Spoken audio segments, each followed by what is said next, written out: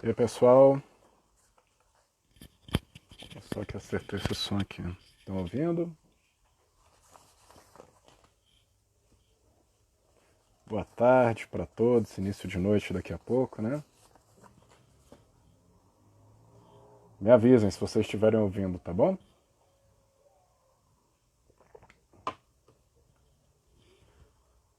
Começamos um pouquinho antes do horário, né? Para dar tempo do pessoal entrar. Vamos lá deixar esses números aumentarem. Estão ouvindo, gente? Amanda, Mayara. Se tiverem ouvido, alguém mande uma mensagem assim: estou ouvindo.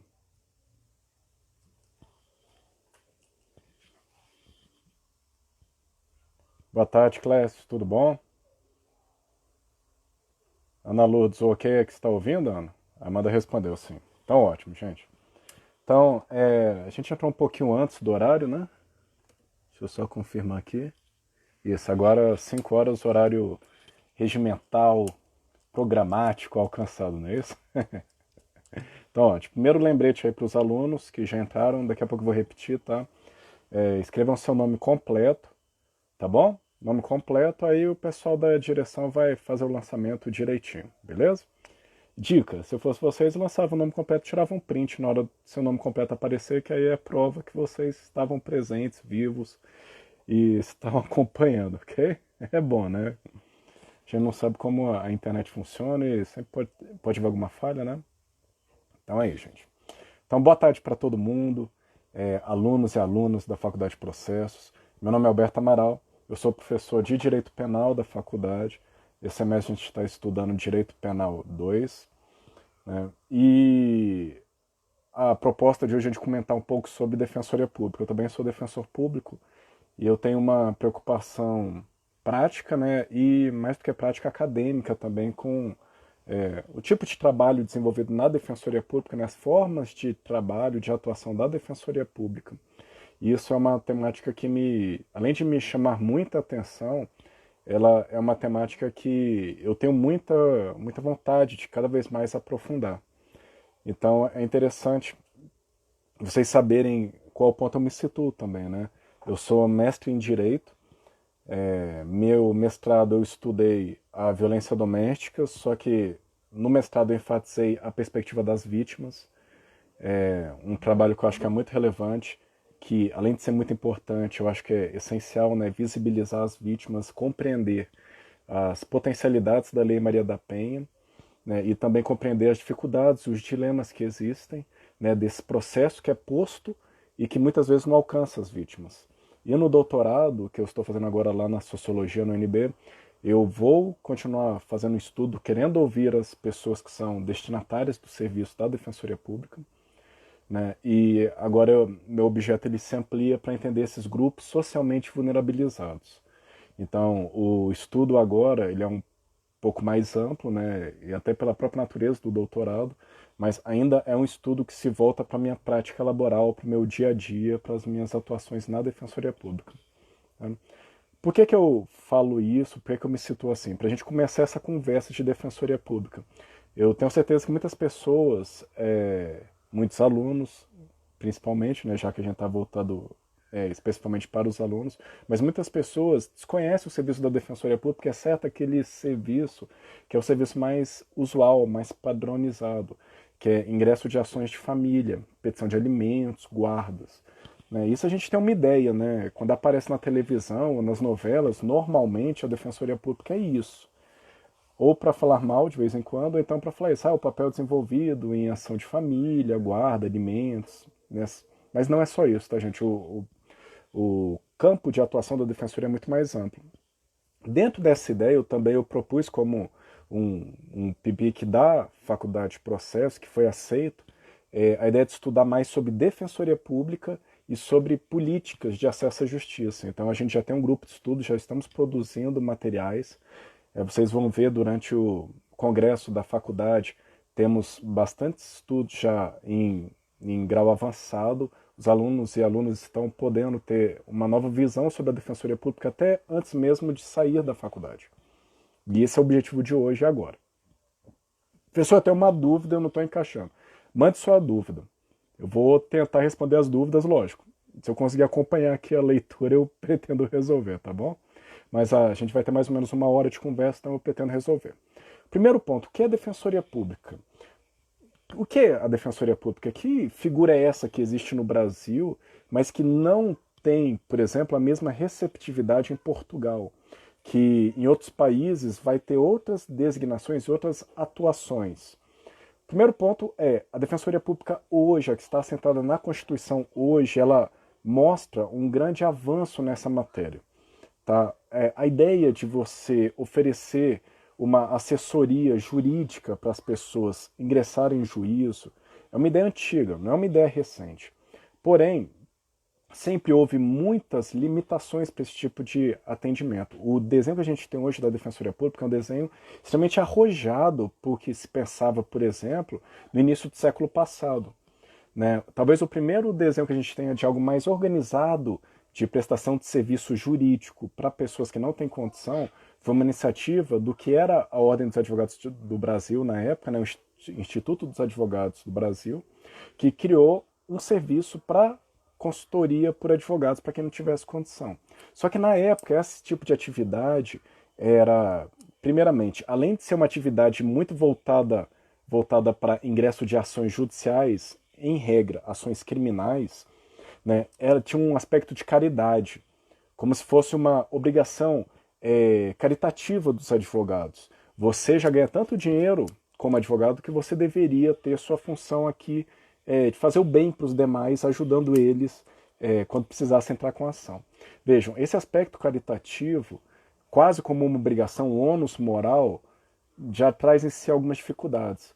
Né? E foi isso que se verificou em vários desse tipo de atuação, quando não tinha uma oficialização. Okay? Hoje o desenho é outro da Defensoria Pública. Tá? Então vamos dar uma pulada aí de alguns séculos, porque realmente a gente não vai ter tempo de passar em todos os momentos, mas o que é a Defensoria Pública hoje? Em 1934, a Constituição ela traz a previsão de que o Estado prestaria assistência judicial aos que comprovarem insuficiência de recursos. Assistência judicial é você dar meios para que o Estado propicie a essas pessoas caminhos para entrar na justiça. Isso é assistência judicial. Okay? Isso lá em 1934. Como é que eu propicio assistência judicial às pessoas? De inúmeras formas. Um exemplo, eu prevejo alguns tipos de ações em que a pessoa não precisa de advogado.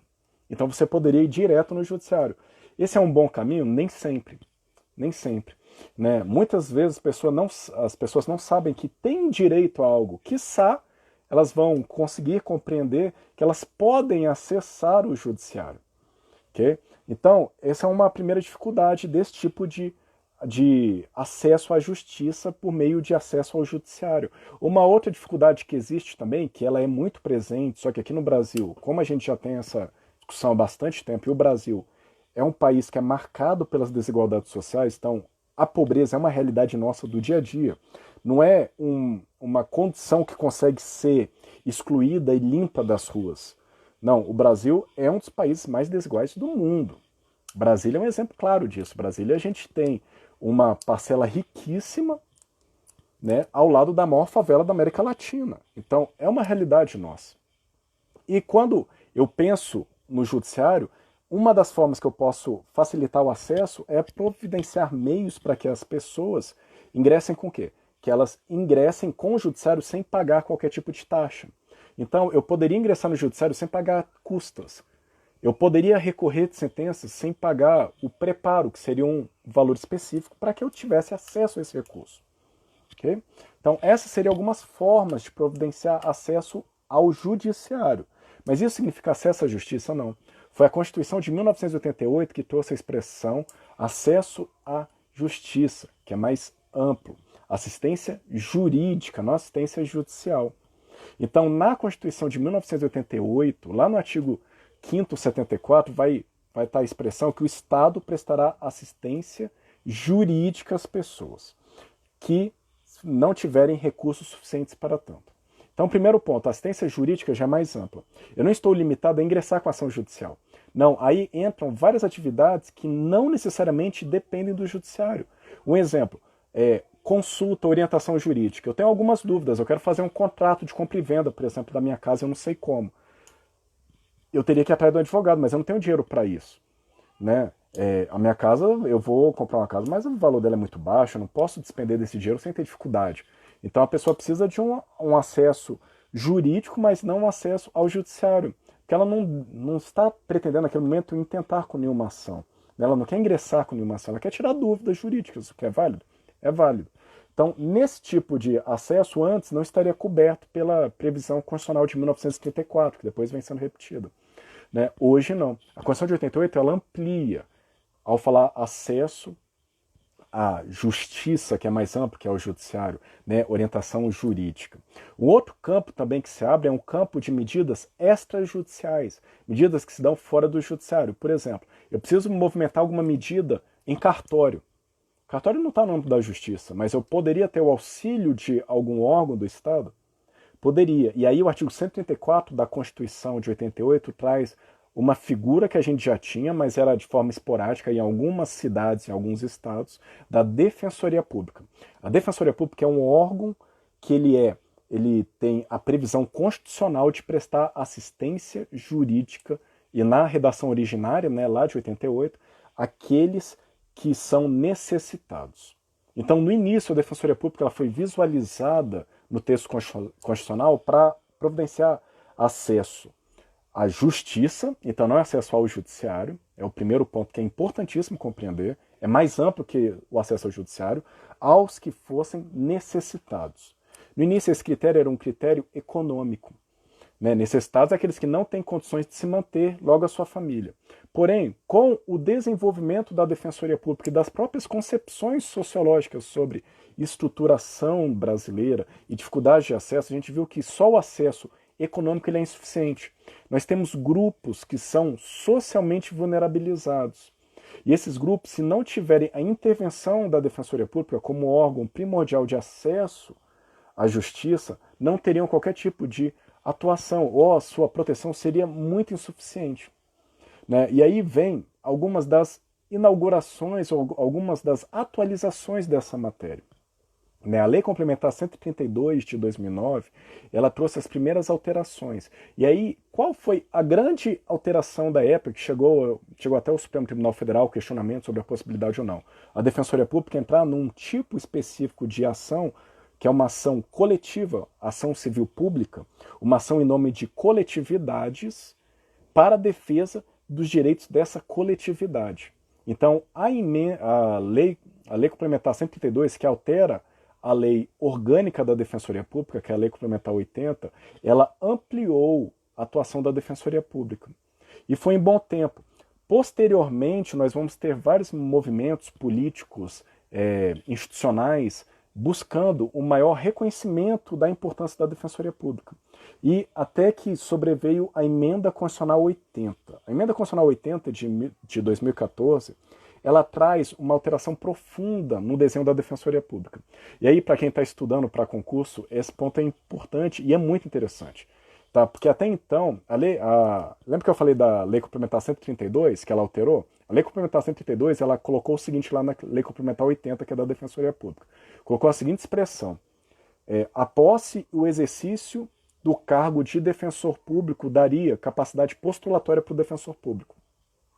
Então, ele passou no concurso de provas e títulos, que é uma exigência constitucional para ser defensor público. Está lá no artigo 134 da Constituição, desde o seu início. Ok, eu passei na prova de concurso público específico para a Defensoria Pública, uma prova objetiva, subjetiva, de títulos.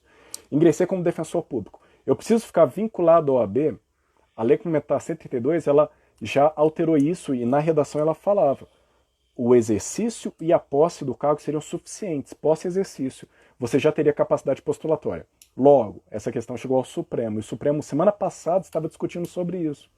E já afirmou, a maioria dizendo que não é necessário que o defensor público esteja vinculado ao OAB. E a Emenda Constitucional 80, que é de 2014, ela fez o quê? Ela criou um título específico. Então, quem puder ir acessar a Constituição de 88... Vocês estão aí online, vocês conseguem, né, gente? Vocês têm mais capacidade que eu, não é isso? Essa é a beleza da juventude. Então, vocês, acessando aí a leitura da Constituição Federal de 88, na redação atual, depois da emenda constitucional 80, vocês vão ver que agora tem um título específico da Defensoria Pública. Antes não estava assim. Antes estava junto com a advocacia pública e privada. Né? Agora tem um título específico da Defensoria Pública. Nesse título da Defensoria Pública tem uma nova redação do caput do artigo 134, da cabeça do artigo 134. E lá fala que a Defensoria Pública ela vai atuar em prol de grupos socialmente vulnerabilizados ou grupos sociais vulneráveis. Isso daí é uma mudança grande. Tá? E aí a gente começa a entender como a Defensoria Pública vai atuar em juízo e fora dele a partir dessa redação. Tá bom? Porque toda essa introdução, professor, que a gente foi lá no Instituto dos Advogados do Brasil, depois a gente voltou aqui para a Constituição, vimos a Constituição da época do governo Getúlio, né, até a nossa Constituição atual. Porque isso é importante para entender como a Defensoria Pública, inicialmente, ela era vista apenas como um auxílio para processos que a pessoa não tem advogado. Então imagina, eu tenho um processo criminal. Né? Quem pratica roubo e furto, vocês devem concordar comigo, se a pessoa está fazendo um roubo ou um furto, né, que são crimes patrimoniais, é porque possivelmente ela tem algum problema e não tem patrimônio. Se ela tivesse patrimônio, talvez ela praticaria outros crimes ou nem crimes. Né? Então ela tem um problema e ela quer lucro patrimonial. Tráfico de drogas também costuma ser isso. Né? Então, imagina, a pessoa ela vai ser processada. Era justo ou razoável que ela não tivesse advogado? Vejam, o nosso sistema poderia prever isso. Poderia falar, você não tem condição de contratar um advogado? Sorry, baby.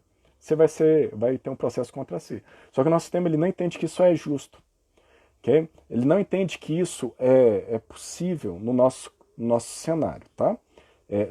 O Sandro perguntou onde a live vai ficar salva. Fica salva na página do Instagram. Fica no IGTV. Antes, quando der o tempo aqui, eu vou finalizar ela já vai ser salva, tá bom? Só para vocês ficarem tranquilos. Então, o nosso Estado optou por isso. Ele não achou que era justo você ser processado sem advogados. Só que aí criava um problema muito grande. Como eu vou fazer essa defesa? A gente viu que o Brasil optou pelo desenho da Defensoria Pública. Vem no bojo de várias alterações. Tá? Mas o importante para a gente saber a nossa conversa de hoje é isso. Tá? Então, a gente tem uma Defensoria Pública. Ela vai atuar em prol de necessitados econômicos, ou seja, quem não tem dinheiro para contratar advogado, e mais, ela vai atuar em prol de grupos socialmente vulnerabilizados. Daqui a pouco a gente volta para essa temática, tá bom? Então, pessoal, ok.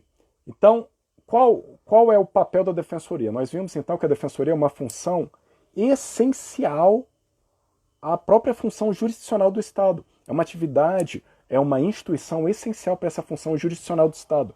Ou seja, não teria um judiciário adequado e perfeito no Brasil sem um órgão como a Defensoria Pública. Okay? Um órgão que atuasse para ingressar com ações, e a nossa atuação hoje ela é grande, ela é majoritária fora das áreas criminais. Isso que não parece às vezes, né? Quando a gente fala de Defensoria Pública, parece que a nossa situação é mais para atuar em prol de réus em processos criminais, né? A pessoa está sendo processada criminalmente, vai ter a Defensoria Pública. Não, mas se a gente for olhar os desenhos das Defensorias Públicas dos Estados, da União, na grande parte das defensorias, o que nós temos são defensores em áreas não criminais. Né? E isso é muito interessante, ver como aquele desenho, que é importantíssimo, o defensor da área criminal, eu estou há muito tempo na área criminal, é importantíssimo, mas ele não é o único desenho. Tá? Aí a Defensoria Pública, nisso, além de figurar ao lado dessa pessoa nesses processos criminais, que ele não tem advogado, vai ter como função também prestar orientação jurídica. Orientação jurídica e defesa dos necessitados, e agora corrigindo, dos grupos socialmente vulnerabilizados. Então, prestar orientação jurídica é mais do que ingressar com ação, concorda? É mais do que isso. Prestar orientação jurídica é você dotar aquela pessoa de conhecimentos jurídicos, e é para isso que vocês fazem o direito, para vocês terem conhecimento jurídico, não é isso? Você dá esse tipo de atividade para pessoas que não têm condição financeira, ou mais, para aquelas que estão num grupo socialmente vulnerabilizado. Então, essa é a função que a própria Constituição coloca. Ok? Então, antigamente, o que existia? Lembra que eu falei para vocês que a Constituição, em 88, ela fala que a Defensoria prestaria assistência jurídica aos necessitados? E aí é um critério que antes era visto o critério econômico, quem tem ou quem não tem condição financeira. Necessitado é quem não tem condição financeira de contratar advogado, logo nominado necessitado. Não era isso? Então, formou-se um entendimento um entendimento teórico, que dizia o seguinte: a Defensoria Pública teria a função típica, que seria aquela decorrente do caput da Constituição, aquela leitura originária, né, de necessitado. Então, quando a Defensoria Pública atendesse pessoas que não têm condição financeira, a gente falaria que seria funções típicas. Okay? Quando fossem as outras funções da Defensoria, são funções que não estão previstas nessa de prestar assistência jurídica para os necessitados, mas estão previstas em outras normas, seriam funções atípicas. Quem trouxe essa nomenclatura foram os professores Humberto Penha e José Fontinelli Teixeira da Silva, numa obra de 1984. Né? Veja, não tínhamos ainda nem a própria Constituição, e depois se amoldou esse desenho da Constituição, e muita gente replicou essa divisão entre típicas e atípicas. Okay? Hoje temos um livro excelente dos professores Diego Esteves e Franklin Roger, daqui a pouco, se der tempo, eu pego e mostro para vocês, sobre princípios da Defensoria, que eles seguem essa distinção entre típicos e atípicos. Mas parece que esse tipo de diferenciação de típicos e atípicos não seria o mais adequado. Por quê, professor? Primeiro, a gente está fazendo só uma leitura, ou fazia-se uma leitura literal do artigo 134, desprezando que as outras normas do nosso ordenamento também têm a sua relevância. Típico, se a gente for pensar na expressão típica de tipicidade, tem a ver com estar previsto em alguma norma, como o elemento típico. Né? Fatispécie normativa, todas essas leituras remetem a... E só lembrando, tá, gente? Quem está aí acompanhando, escreva o nome completo para depois ter as horas complementares, tá bom? É bom também, né? Fatispécie normativa, tipicidade, tem a ver com estar previsto em normas. Quando a gente estuda direito penal, a gente fala do tipo penal. O que é o tipo penal? É a previsão de um comportamento em norma. Está previsto numa norma. A atuação da Defensoria Pública sempre esteve prevista em normas. Então, falar que uma é típica e outra é atípica ou não é típica, não seria tecnicamente o mais adequado, porque são todas previstas em normas. Então, ficaria estranho falar, isso é típico, aquele é atípico. Todos têm previsão em norma, então o vocabulário é inadequado, ou pelo menos eu entendo inadequado esse vocabulário, ou não o mais preciso possível. Tá? Além disso, dá uma ideia de excepcionalidade, como se a função atípica seria excepcional e a regra seria atípica. E não é bem assim. Tá? Por exemplo, o caput do artigo 134 falava a Defensoria atuar em nome dos necessitados. Ok, mas a Defensoria Pública tem uma atuação muito forte, sabe onde? No processo civil para aqueles que foram citados por edital, por exemplo. Lembre-se aí, quem já teve processo civil. Quem não teve vai ter ainda essa aula, então vai poder ver adequadamente isso. Mas no processo civil eu posso citar a pessoa, vou lá na casa dela, levo lá a citação, eu sou oficial de justiça, né? Tá aqui, esteja citado. Ok? Ele está citado, ele tem a ciência do processo, é uma citação pessoal, real. Mas eu posso não encontrar essa pessoa, eu diligencio, eu vou atrás da internet, né? Vou atrás do pai dos burros, jogo no Google, tento achar os endereços, faço pesquisa em Infoseg, diversos tipos de pesquisa, e eu não sei onde a pessoa está. Eu não vou poder ingressar contra ela? Posso. O Código de Processo Civil diz que você pode ingressar sim. Só que neste caso específico, como você não tem o endereço da pessoa, ele vai ser citado por edital. Antigamente, a citação por edital era uma citação que colocava na porta do fórum, né? Tinham as folhas lá, citação por edital, aí tinha o nome de todo mundo que era citado por edital, tinha tudo bonitinho, né? Hoje não, hoje se joga na internet, porque é um meio fácil, né, da pessoa saber citar ou não citada, e tem uma relação daquelas pessoas que foram citadas por editais. Essa pessoa que é citada por edital, o processo vai correr contra ela, ela não vai ter defesa? Não. Aí vai funcionar o papel da curadoria especial. A curadoria especial, pela Lei Complementar 80, é uma função institucional da Defensoria Pública. Então a Defensoria Pública vai fazer essa curadoria especial. Ela vai intervir no processo em nome daquele ausente, o que foi citado por edital e não compareceu ao processo. Tem várias outras características dessa curadoria especial? Tem, mas é interessante, né? E veja, eu vou falar que isso é atípico? Não, a Defensoria Pública é o único órgão do Estado que faz essa atuação de curador especial. Então como é que eu vou falar que é atípico? Entendeu? Então daqui a pouco a gente volta nesse tema porque a gente vai diferenciar agora, então é interessante. Bom, então qual é a proposta que eu sugiro para vocês, né? Que eu acho que dá para a gente entender bem a atuação da Defensoria Pública. Só ver uma pergunta aqui, tá, gente? Senão ela vai embora. Carlos está perguntando se a pessoa pode levar pessoalmente a citação. Não, Carlos, não. Tá? As previsões que a gente tem é da pessoa, ela comparecer a juízo. Ela pode comparecer a juízo e ser citada lá. Né? Eu compareço a juízo ou eu ingresso no processo judicial eletrônico com um advogado que tem poderes para receber citação, aí eu sou citado. Agora, eu não, a outra parte não pode ir na minha casa, vou te citar. Não é assim que funciona, a gente não está nos Estados Unidos, tá bom? Essa coisa dos Estados Unidos lá de filme é americana, que a gente tem oficial de justiça, o procedimento é diferenciado, tá? Mas isso é pergunta de processo civil, ok? Então depois pergunta lá para o professor, para a professora de processo civil. Voltando, então a minha proposta é qual? Que a gente diferencia as atividades em intervenção direta da Defensoria Pública ou intervenção indireta. Intervenção direta é quando ela faz em nome próprio, que a gente vai ver daqui a pouco. A intervenção indireta é quando ela representa alguém em juízo, quando ela atua no nome de alguém. Não necessariamente em juízo, mas quando ela age no nome de alguém. Okay? Então, indireto, quando ela presta assistência jurídica a necessitados. Esse é o exemplo mais clássico. Então, a pessoa precisa ingressar com uma ação, ou ela precisa fazer alguma resposta numa ação. Imagina, eu recebi uma citação de alimentos, eu preciso responder. Se eu não respondo a um processo depois que eu fui citado, eu sou revel. O que significa isso? A revelia no processo civil, ela vai gerar alguns efeitos. Primeiro, eu tenho conhecimento do processo, não tenho? Tenho. Então, se eu não respondi ao processo, se eu não contestei, os fatos alegados são considerados verdadeiros. Então, a pessoa diz que teve um filho comigo. Eu não contestei, é verdadeiro agora, tá? Para fins processuais. Além disso, eu não vou ser mais comunicado daquele processo. São efeitos da revelia. Okay? Eu sou o revel, mas eu não tenho condição de contratar advogado. Então eu vou atrás da Defensoria Pública e falo, oh, Defensoria, eu não tenho condição de contratar advogado, eu estou numa situação difícil, ou eu ganho muito pouco, minha renda não é suficiente. Então ele vai provar para a Defensoria Pública, de acordo com os critérios da Defensoria Pública, e cada Defensoria Pública tem os seus critérios, que ele se adequa ao perfil para fazer aquela contestação ou para ingressar com a ação. Ok, esse é o tipo de atuação, talvez, que a gente saiba ou que veja mais na Defensoria Pública. Quem é estagiário da Defensoria Pública aí, certamente já ingressou já fez minutas ou ingressou em algum processo, pôde ver essa dinâmica, certo? Certinho.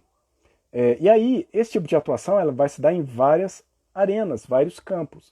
Então, eu vou ter atuações da Defensoria Pública auxiliando pessoas que têm dificuldade econômica, por exemplo, no criminal.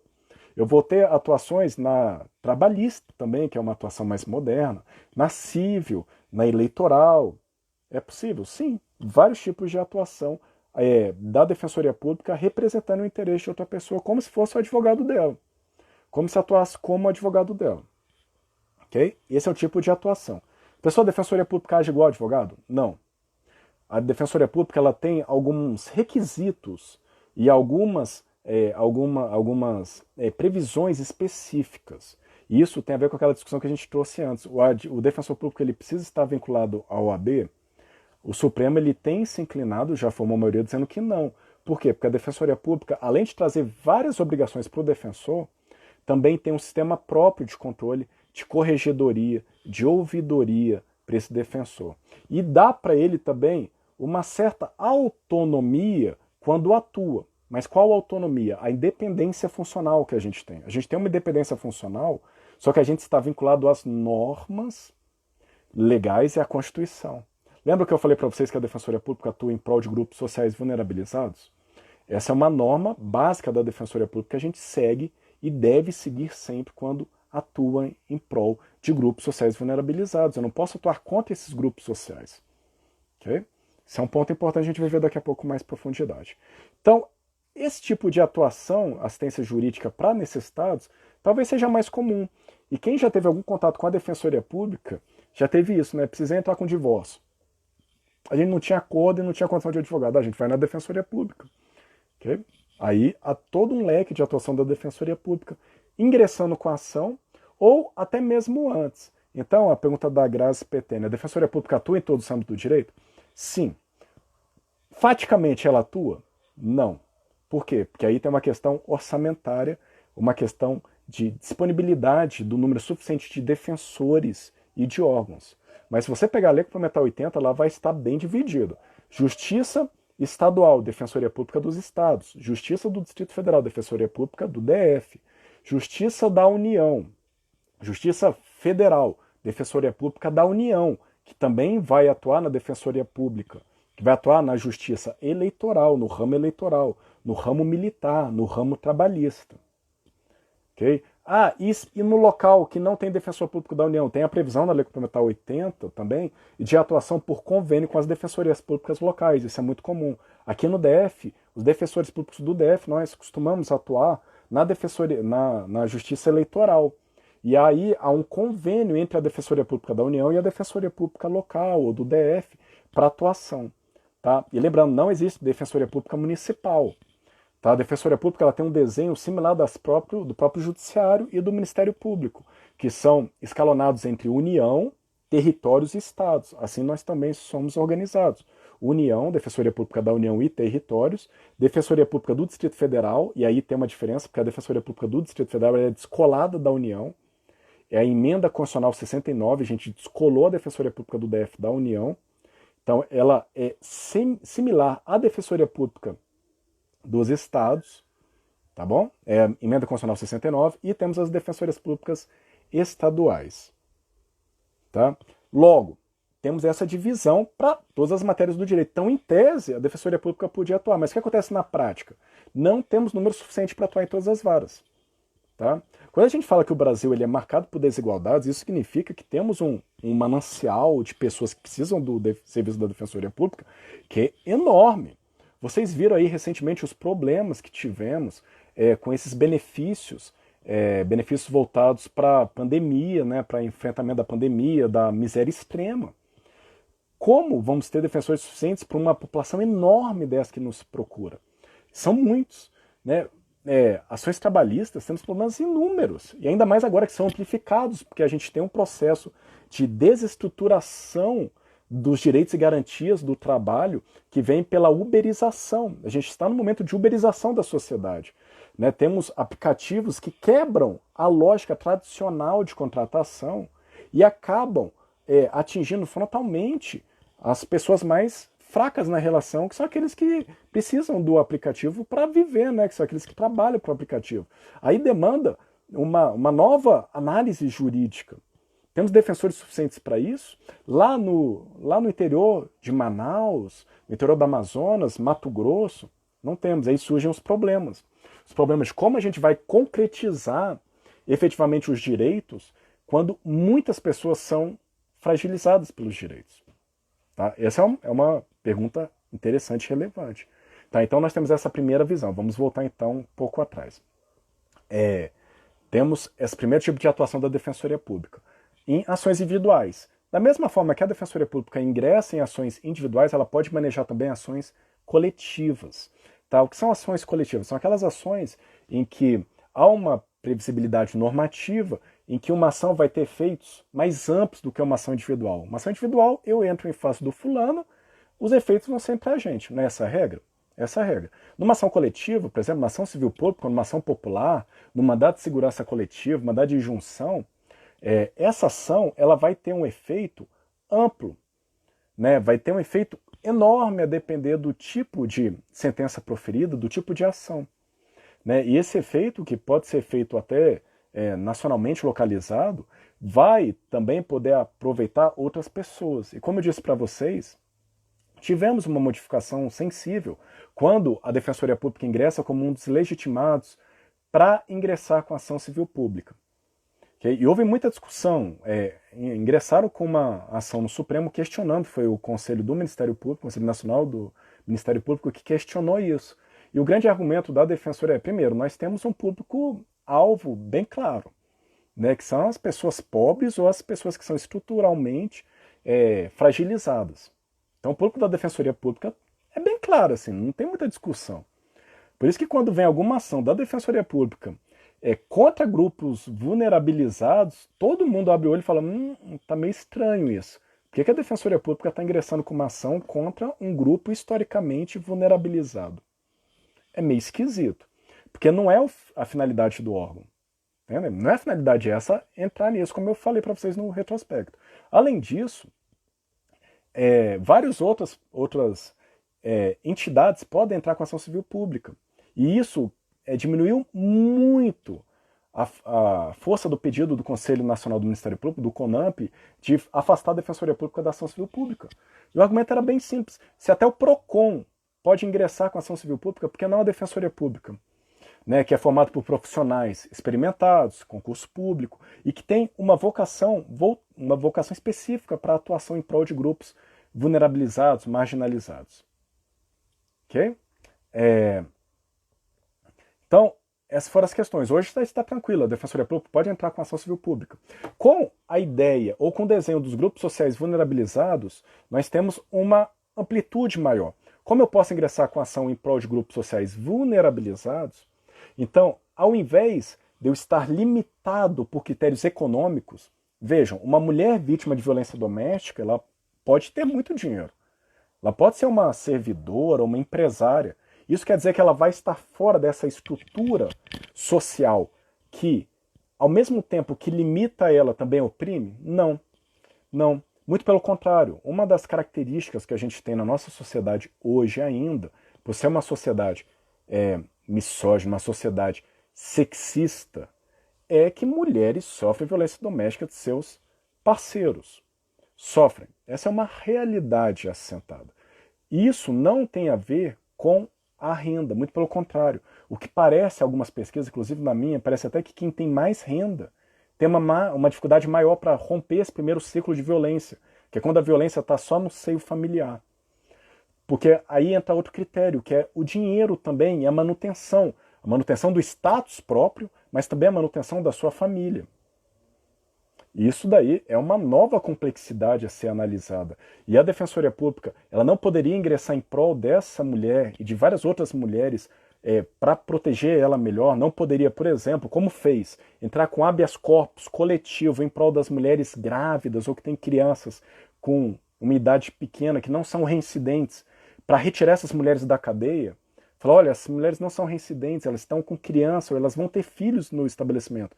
Não é possível uma outra medida que não a própria cadeia, foi um HC coletivo.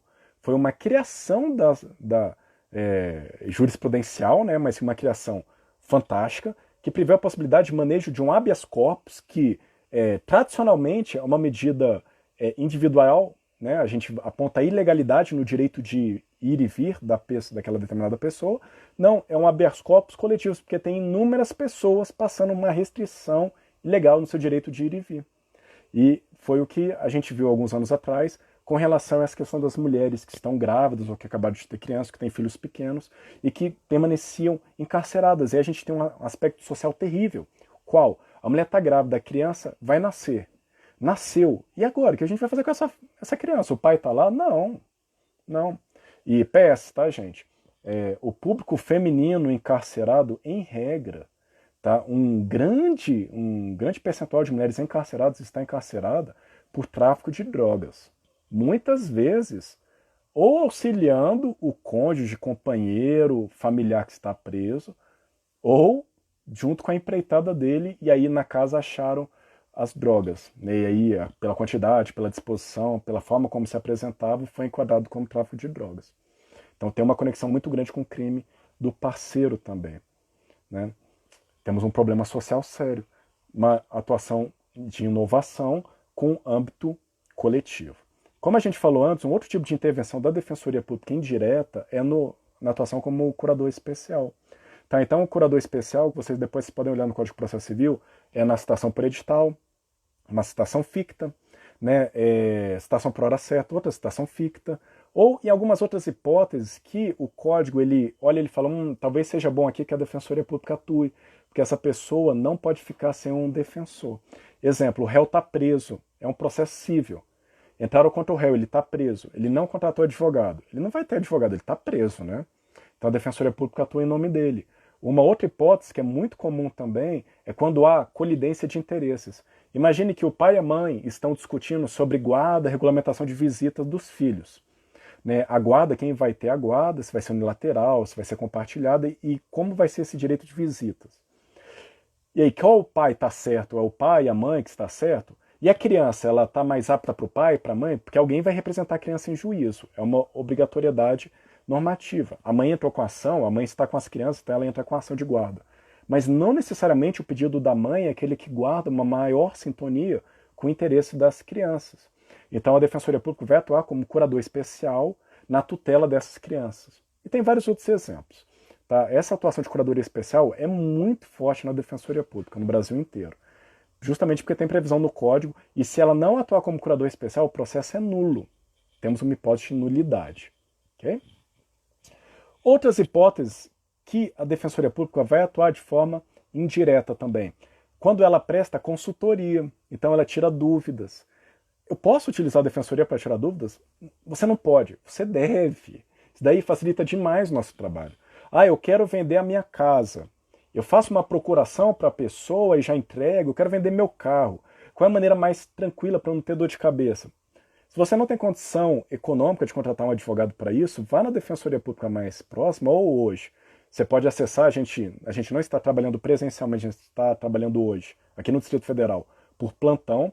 Então, ali perto do Agarran tem a sede da Defensoria Pública, é o que a gente chama de nuclão, e tem o núcleo de iniciais e lá o núcleo de saúde. Lá nós funcionamos em esquema de plantão. Né? Eu não funciono lá hoje porque eu estou de férias. Né? Peguei um período de férias aí pequeno. Mas se vocês forem lá, vocês vão ver outros defensores de iniciais que estão lá para casos urgentes. Ah, mas o meu não é urgente. Entra na página da Defensoria Pública do DF, defensoria.df.gov.br, e lá, logo no início, assim, se abaixa um pouco a tela, vai estar atendimento virtual. E aí você vai ver o Zap, né, o telefone de WhatsApp para atendimento virtual. Você manda a sua dúvida e aí você vai ser direcionado para o defensor que vai poder solucionar a sua dúvida. Você provando, lógico, que está dentro do nosso critério. Né? A gente não vai aqui tirar dúvida de quem tem empresa, né, quem tem uma outra situação que pode contratar advogado. Para isso que existem advogados, certo? Temos nosso campo de atuação diferenciado. Então você pode entrar em consulta e tirar dúvida. Ah, eu queria vender meu carro. Qual forma pode ser mais tranquila para alienar esse meu veículo? Tire as dúvidas. Tá? A gente pensa em se separar, a gente pode fazer algum tipo de acordo, qual é a melhor forma para proteger o interesse das crianças, ou fazer um inventário, eu queria fazer um testamento. Tudo isso está disponibilizado para as pessoas que se adequarem aos critérios de atendimento da Defensoria Pública. Tá bom? Aproveitando a pergunta da Lore Brandão, eu quero fazer serviço voluntário da Defensoria Pública. No site da Defensoria Pública também tem. Tá? Tem tantos os requisitos para você ser estagiário da Defensoria Pública, e hoje a gente não tem mais, a gente está por causa da pandemia, né, a gente está num período aberto aí de escolha de estagiários. A gente não tem mais essa seleção pelo que antes era pelo CIEE, a gente tinha provas e tal. Então cada Defensoria Pública está fazendo de um jeito. E lá em Samambaia, pelo menos em Samambaia, a gente vai fazer uma seleção de estagiários, uma seleção curricular, com entrevista. Cada defensor vai ter o seu método de seleção, a partir do 7º semestre. Ah, mas eu quero prestar serviços voluntários. Então lá no site ele explica adequadamente. Eu já tenho a OAB, eu quero praticar. Cada defensor tem sua regra em cada local. Então é bom vocês acharem lá e vocês podem se candidatar e ver se tem esse perfil ou não. Tá bom? Tá tudo no site, gente. Só um tempinho, mas vocês acham lá com tranquilidade, tá? Outro exemplo de atuação da Defensoria Pública, solução extrajudicial de conflitos. Como solução extrajudicial? Eu quero entrar com uma ação contra o pai desses meus filhos que não está pagando alimento. Ok, eu posso entrar com uma PA, uma petição de alimentos? Posso. Vou na Defensoria Pública. O defensor público, antes de ingressar com a ação, falou o seguinte: vamos chamar ele para conversar? Vamos tentar fazer um acordo? Então a gente chama esse pai e fala: ó, pai, é o seguinte, normalmente a ação de alimentos vai fixar para você entre 15% a 25%, 22% do que você recebe. Você não quer oferecer já um valor que fique você, o pai, que ofereceu, não foi algo que foi imposto pela justiça, e aí você oferece de acordo com as suas condições, ou então você paga sei lá, você pode pagar um uniforme deles no início do ano, você pode pagar outra questão no final do ano, e a gente faz isso de uma forma amigável para não ter uma ação judicial? Posso. É feito o acordo entre as partes, o defensor homologa. Esse acordo ele vai ter uma força de uma sentença. Né? O STJ ele já decidiu, e aí para quem quiser anotar e depois dar uma lida, tá lá no STJ, é o RESP, Recurso Especial. 11.17.639. 11.17.639 de Minas Gerais. O que houve nesse recurso? O pai e a mãe entraram num acordo de valor de alimentos. Ok, eu vou pagar, vamos falar, um salário mínimo. E o pai ia lá pagava até que ele parou de pagar. O que acontece normalmente? Quando tem uma sentença que define que o pai tem que pagar alimentos, se ele não paga os alimentos, a mãe pode pedir para os 3 últimos meses a prisão dele. E vai pela prisão, pelo rito da prisão da execução de alimentos. O pai é obrigado a pagar pelo menos os 3 últimos meses, senão ele vai preso. Okay? Questionou-se o que no STJ? Esse acordo da Defensoria Pública poderia ser o lastro, poderia ser o documento base para eu pedir a prisão dele, não uma sentença? O que a STJ diz? Sim, o acordo foi homologado para o defensor público, que é um servidor público, é um servidor estatal. Okay? Esse servidor estatal, ele tem várias garantias, mas ele também tem várias obrigações. Né? Nós estamos sujeitos, por exemplo, à lei de improbidade administrativa. Estamos sujeitos a várias normas que um advogado não está sujeito. Então nós temos uma responsabilidade. E em razão disso, nós temos também independência funcional. Eu não vou ingressar com uma ação quando eu vejo pelos elementos que não tem nada naquela ação. Eu fundamento a partir da minha vontade, mas eu preciso de elementos fáticos, eu preciso de elementos mínimos para justificar aquela atuação. E eu tenho uma liberdade prevista nas minhas normas para não ingressar com qualquer ação. Okay? E, nesse momento, eu posso, a partir do meu acordo na Defensoria Pública, um acordo válido que as partes tiveram ciência, assinaram, pedir a prisão do pai. Então, pais, paguem. Tá? Ah, tá muito difícil, entre com a revisão de alimentos. Tá? Eu estou pagando, eu posso entrar com pedido de prestação de contas? Sim, tem até precedentes recentes dizendo dessa possibilidade. Tá? Só que presta muita atenção, gente, porque quando a criança ela é pequena, né, a gente fala de criança, né, esses valores pagos, eles são presumidos. Tá? Então, criança muito pequena, o pagamento de alimentos é presumido. A gente não vai ficar provando que uma criança de 2 anos tem necessidades, ela tem necessidade. A partir de 16 anos, aí já não é assim. Tá? Mas posso pedir com a prestação de contas? A princípio seria válido, e a gente está vendo uma maior aceitação na jurisprudência das prestações de contas. Só que sempre com essa ressalva, né? Quando é criança, gastos são presumidos. Tá? Agora, pai, é o mínimo, né? Fez lá, não usou camisinha, etc., vai ter que pagar alimentos, tá? É o mínimo. E não é para a mãe, não, é para o filho, tá bom? Para amanhã o filho não chegar com você no bar e falar, pai, vem dessa bebida aí, dessa cerveja, paga o sorvete? Melhor, né? Melhor. Isso aí, gente. Outro tipo de atuação da Defensoria Pública é atuação extrajudicial em cartório, que a gente já comentou aqui. Ela pode atuar em cartório, pode atuar na fase do inquérito policial também. Tá? O grande problema que a gente tem hoje aqui no Distrito Federal e em outros estados é como a gente tem um número muito pequeno de defensores que não dão conta de tanta atividade, fica limitada essa atuação em cartório. Fica bastante limitada a atuação junto a um inquérito. E vejam, a atuação em inquérito ela é muito relevante. Tem obras aí muito interessantes, como a do professor Alexandre Moraes da Rosa, que ele vai falar, se não tiver atuação em inquérito, muito difícil fazer alguma prova no processo criminal. Eu concordo com ele. Já vem tudo montado e é difícil para a defesa criar novas provas do zero. Pelo próprio sistema nacional de provas. A gente tem um jeito de produção de provas muito peculiar. Né, histórico, tem suas razões históricas e jurídicas. Então, essa atuação de inquérito seria muito interessante, seria muito relevante. Tá? Mas, em razão do baixo número de defensores, nem sempre é possível. Um outro tipo de atuação, e aí é uma atuação que é muito interessante, é a atuação da Defensoria Pública no âmbito dos sistemas, né, internacionais de proteção de direitos humanos. A gente está falando aqui de cortes internacionais, Corte Interamericana de Direitos Humanos, Corte Europeia de Direitos Humanos. Okay? E é possível essa atuação. Teve uma pausa, né? Estão me ouvindo, gente? Voltou aí a me ouvir? Eu não sei o que houve aí na minha internet. Espero que estejam me ouvindo.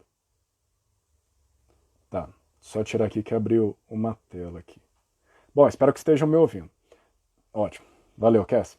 Então, gente, quando a gente fala de sistema interamericano, a gente tem um outro tipo de ordenamento jurídico. E é legal isso, porque quando eu me formei, apesar do meu rosto parecer mais, eu me formei em 2005. Né? Parece mais, tal. Em 2005, a gente tinha um desenho, mas um desenho que não era muito claro ainda, pelo menos aqui na América Latina, das possibilidades de intervenção desse sistema interamericano. Já existiam muitos estudos, já existia muita coisa escrita, né? Muita coisa legal escrita. mas ainda não era muito próximo da gente. Discutia-se muito no Brasil monismo, dualismo, como essas decisões externas vão impactar. De lá para cá, a gente realmente tem uma noção mais concreta de como é importante a atuação do sistema interamericano. Tá? 2006, por exemplo, a Lei Maria da Penha é uma norma que ela vem com força enorme, justamente pelo nome dela, pela Maria da Penha e pela atuação que ela teve no âmbito do sistema de proteção aqui da América Latina. Tá? Não foi à toa a adoção de uma norma assim. Isso daí não veio à toa. Tá? Ela vem em razão de forte apelo, não é um apelo recente, a Lei Maria da Penha, né? A gente não vai poder discorrer muito, mas se a gente for pensar, isso daí remete lá para a década de 70, com a Carta da ONU, que depois vai vindo cada vez mais evidenciando a necessidade da mulher ingressar para e passo com o homem, primeiro numa visão econômica, né, que é o que a gente chamaria de feminismo de primeira geração, a mulher ter acesso aos direitos civis, ela poder trabalhar e poder ganhar o mesmo que o homem. Veja, até hoje o trabalho da mulher não é remunerado da mesma forma, temos uma dissonância grande, tá? E mesmo quando é concurso público, ela não costuma ter o mesmo acesso às chefias, aos cargos de chefia. Isso é muito interessante para os estudos que vão discutir o papel da mulher e como o machismo ele também tem um viés institucionalizado. Na década de 80, nós temos uma movimentação forte do feminismo no Brasil, é criada a primeira delegacia de defesa das mulheres, né? Tudo isso em 80, mas a gente tem um lapso até que vem a Lei Maria da Penha, e um lapso de muitas violações contra as mulheres. Tá? Quando vem a Lei Maria da Penha, no caso da Maria da Penha, que ela foi vítima de um marido extremamente raivoso, tóxico. Ele fingiu um assalto, disparou nas costas dela, com uma espingarda. Ela ficou paraplégica. Uma semana depois, ela volta para casa, ela tenta tomar banho, ele tenta eletrocutar ela na banheira. Veja, violências tóxicas. A gente fala para as mulheres, às vezes pode ser um gatilho, mas se você foi vítima de violência, vá na delegacia. Tá? Não tem isso. Vítima de violência tem que procurar a delegacia. Tá bom? Evitar esses gatilhos. A pessoa pode evoluir. Tá? E não tem isso de relacionamento tóxico saudável. Não existe isso. Okay? De um lado e de outro. Mas, em regra, quem apanha e quem sofre é a mulher, até pela própria constituição corporal humana, e que o macho ele tem um percentual a mais de massa corporal, né, de força, que as mulheres. Ok, professor. E aí vem a Lei Maria da Penha, depois que ela verifica que nenhuma ordem interna foi suficiente para condenar aquele agressor.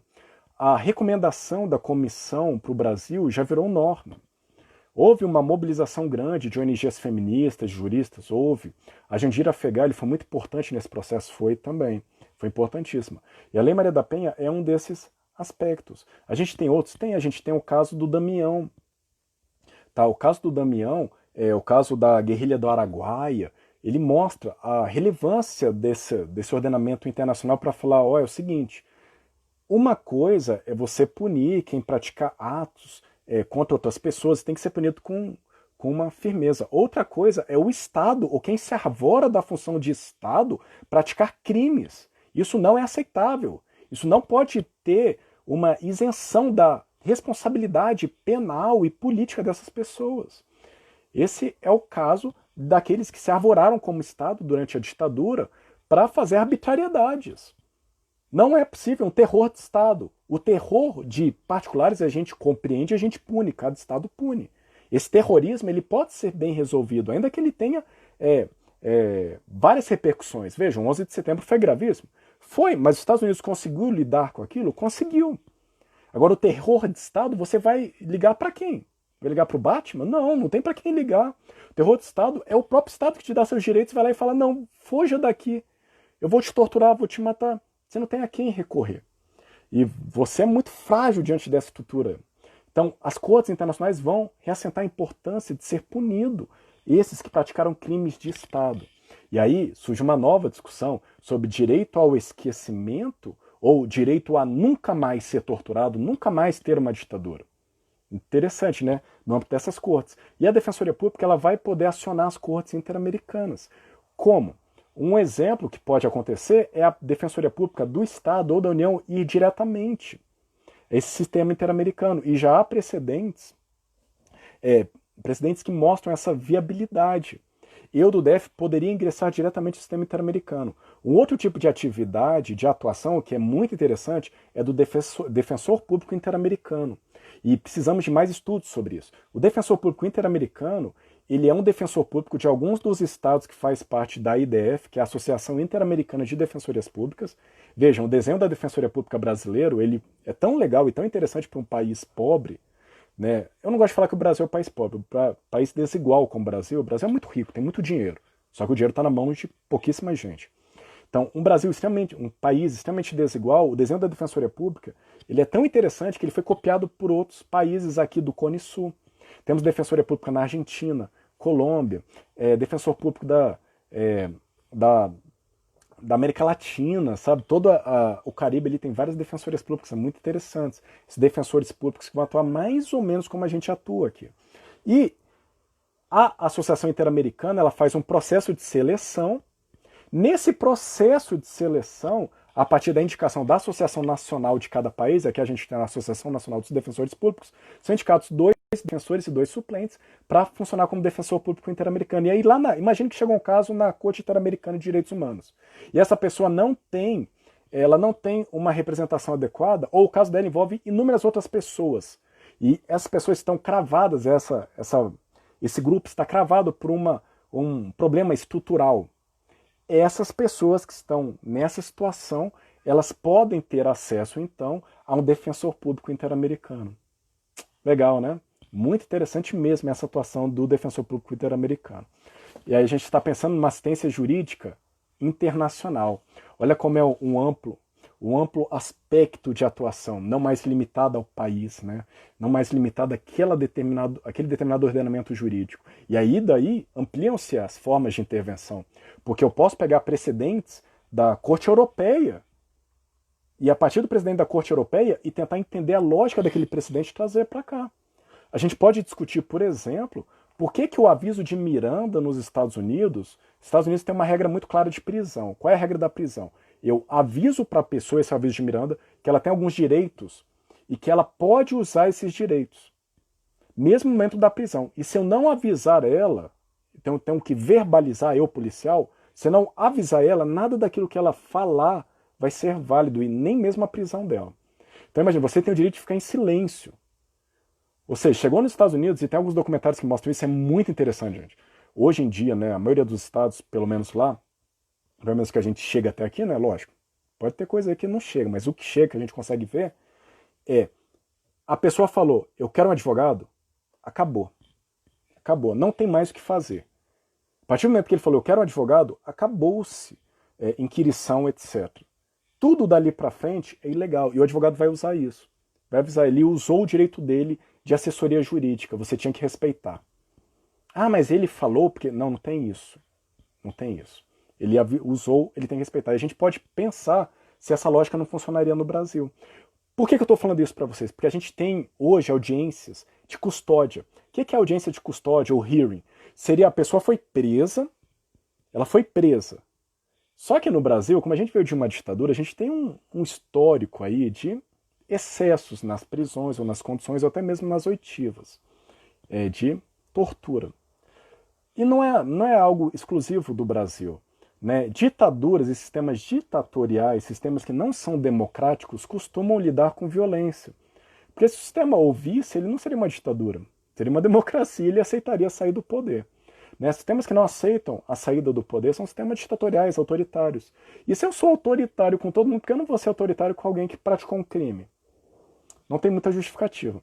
Então, os sistemas, principalmente aqui da América Latina, eles vão reafirmar o direito a você não ser vítima do Estado.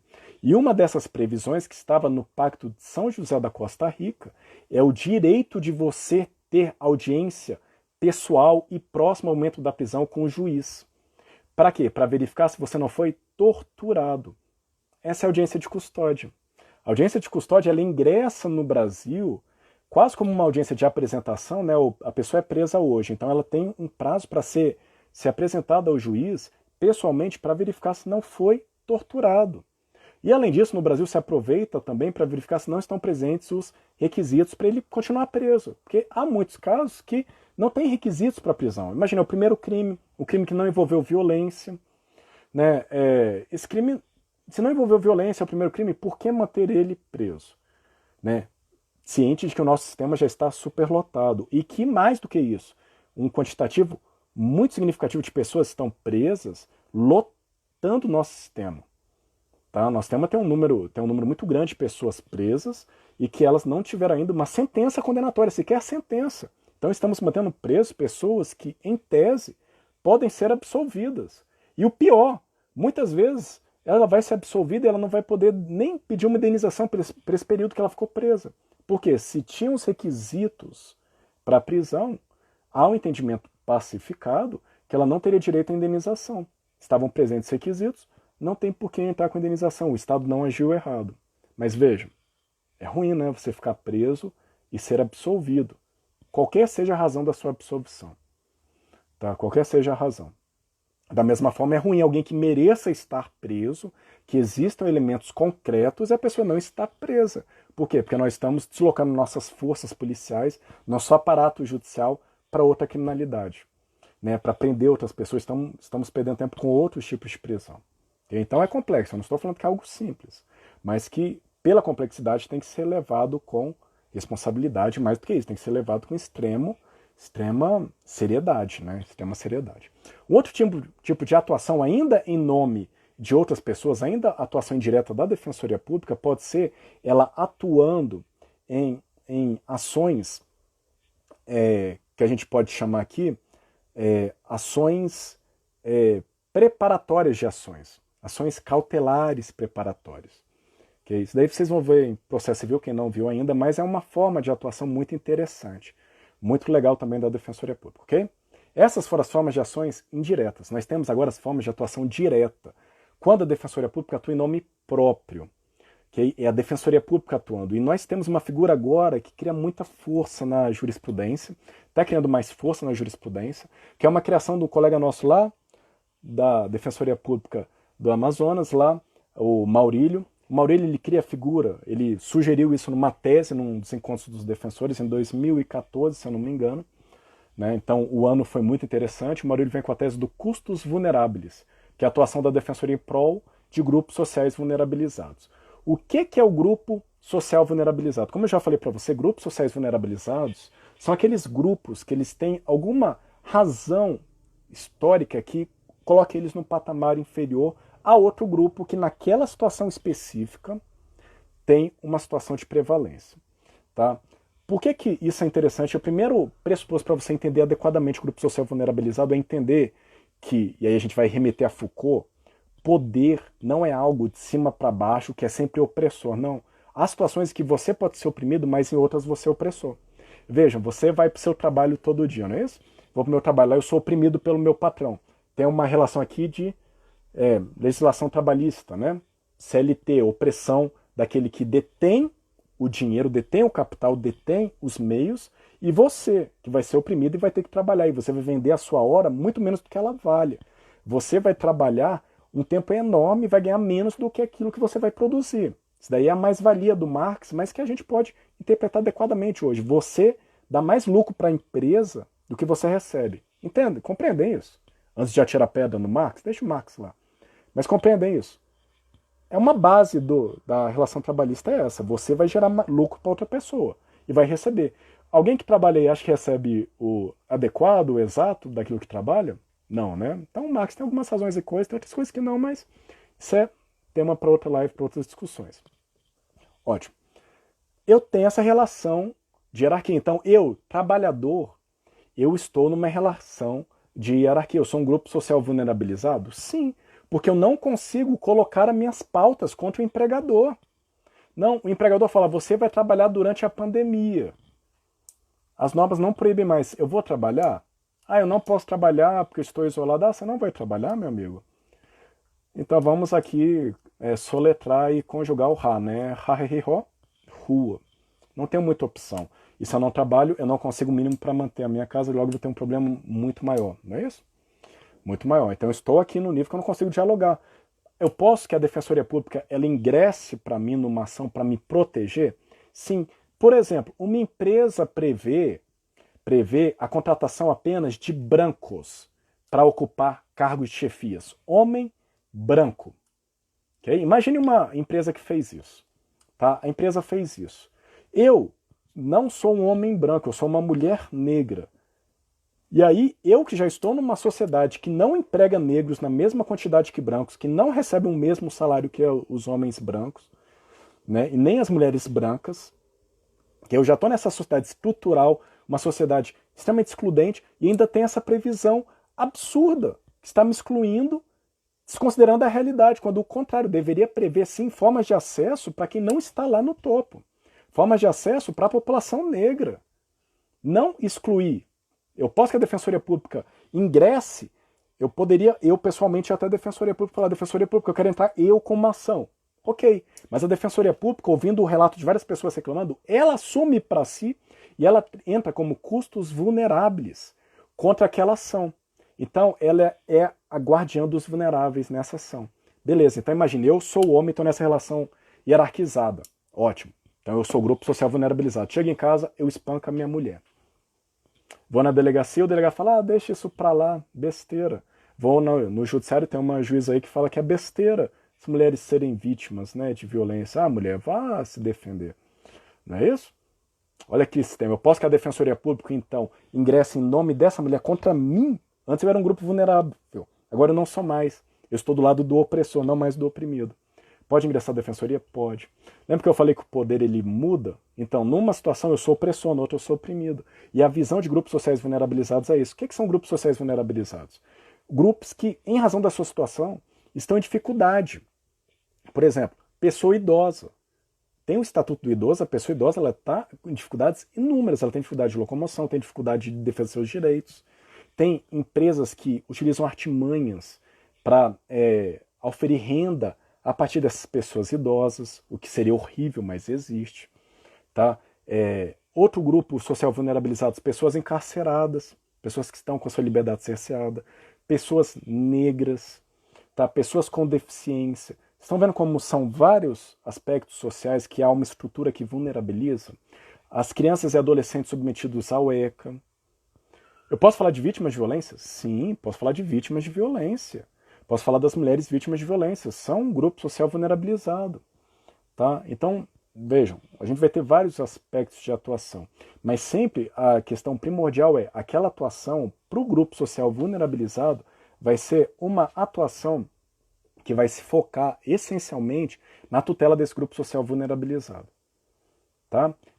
Teve um curso aí recentemente que ele fez uma propaganda de extremo mau gosto, e nessa propaganda ele colocava uma imagem de vários homens negros carregando uma mulher loira, né? Parece que era loira, no colo, alguns rindo assim, mas com o rosto desfocado, como se fosse em direção a um quarto.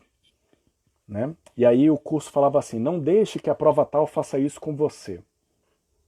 Vejam que propaganda complicada. Primeiro que usa um meio de divulgação em que ele normaliza aquela situação. Olha o caráter de racismo também. Homens negros estuprando uma mulher branca e normalizando, falando, isso vai acontecer com você na sua banca de concurso, não deixe que isso aconteça, venha para cá. Não. O que a Defensoria Pública fez então? A Defensoria Pública entrou com uma ação judicial contra esse tipo de publicidade, uma publicidade abusiva e mais, uma publicidade que, além de ressignificar, dá um novo significado, quando a gente quer evitar esse tipo de discurso, a gente quer diminuir esse tipo de discurso, ela dá uma publicidade normalizando, falando é normal esse tipo de comportamento. E não é. Não é normal. Vocês essa semana estão vendo vários casos aí, né? E pelo Código Penal, por exemplo, você inserir o pênis na boca de alguém é estupro se a pessoa não quer. Se ela estiver desmaiada, é estupro de vulneráveis. Professor, que caso é esse? Eu não sei, gente. Estou falando um caso fictício, tá bom? E a partir do momento que eu faço isso, eu estou praticando estupro de vulneráveis. É crime. É crime. Tá? Não tem essa de fazer sexo com alguém que está desacordado, é estupro de vulnerável. Okay? Ainda mais uma introdução de algum órgão. Não há dúvida que é estupro nesse caso. Tá? E aí, a Defensoria Pública pode se portou nesse caso. Tá bom? E nesse caso da publicidade, e aí já aproveitar para responder Mesquita Patrícia, né? Responder a Patrícia, não, a Defensoria Pública ela não vai atrás da responsabilização criminal, porque a responsabilização criminal, nesse caso, o artigo 129.1 da Constituição, é do Ministério Público. A ação penal pública é incondicionada se é estupro, né, condicionada à representação, etc. Daí vocês veem processo penal, né? Não, a Defensoria Pública ela vai atrás da tutela do grupo social vulnerabilizado. Porque vejam, quando eu divulgo uma publicidade que ela enfatiza estupro, outros abusos contra as mulheres como normais, ou quando eu falo que é normal falar que um negro pesa 8 arrobas, esse tipo de coisa, eu estou ressignificando, estou normalizando essa conduta. E aí eu passo a impressão para aquele que já é o opressor de que está certo ele xingar um negro na rua, ou uma negra na rua, se achando superior. Esse tipo de conduta, ela é vedada também, principalmente na publicidade, para evitar que isso soe como algo normal. E não, tem que significar que não é admissível esse tipo de discurso, esse tipo de ofensa a pessoas que já estão estruturalmente numa situação complicada. Tá? Já estão, e não é questão de inteligência, não, a gente tem um histórico de exclusão dos negros no Brasil, que vem também com muita força do histórico de colonização da Europa. Tá? A Europa roubou tudo que podia aqui da América Latina. Estados Unidos, quando pôde, começou a roubar também. Porque é assim que funciona a lógica de colonização, né? Dessa coisa do império e metrópole contra quem é colonizado. É de retirada de riquezas. Tá? E veja, Patrícia, então essa é a diferenciação. Tá? O Ministério Público cuida da parte criminal. A atuação como custos vulneráveis não está preocupado com a parte criminal, e sim na assessoria. Mas a Defensoria Pública pode ingressar em nome das vítimas? Pode. Se uma vítima procura o defensor público, ele ingressa com uma ação civil em nome dela. Veja, eu fui vítima de um crime, eu quero buscar uma indenização. Eu vou até a Defensoria Pública, o defensor pode ingressar com uma ação para mim, uma bela ação para mim, contra aquele que me causou o crime. E prática de crime gera indenização. Tá? O crime ele é tão grave, ele é uma conduta que ele é tão significante, que eu posso ingressar contra o agressor, contra quem praticou o crime e pedir a indenização quando eu sou vítima. Vou conseguir indenização? Às vezes não, né? Crime patrimonial? Dificilmente, né? A pessoa não tem dinheiro para... Não tem o dinheiro, ela pratica crime patrimonial justamente para ter o dinheiro, né? Então é difícil ela ter essa indenização, mas outros crimes podem. É possível.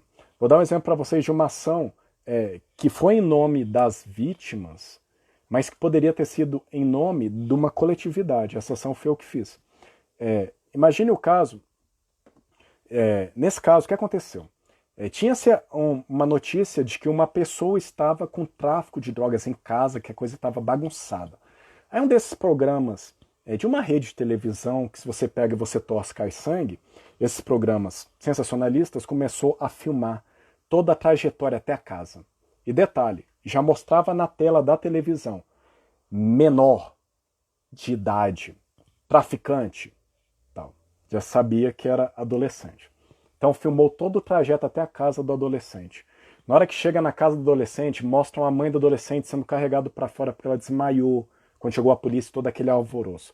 Filmaram toda a vizinhança olhando aquilo.